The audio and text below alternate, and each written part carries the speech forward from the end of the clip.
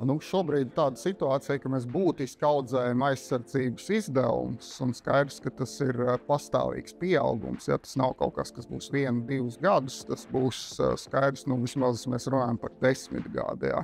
Mēs runājam par skaitļiem, kas ir ap 3% no IKP, iespējams vairāk.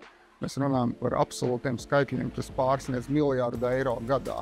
Protams, daļa no šī aiziet militārā personāla algām, daļa aiziet importam, bet ļoti svarīgi, lai vismaz kaut kāda daļa no šīs milzīgās naudas summas arī nonāktu Latvijas uzņēmumos, nonāktu militārajā ražošanā, un tieši tāpēc militārās ražošanas projekti, protams, šeit Latvijā ir ļoti svarīgi.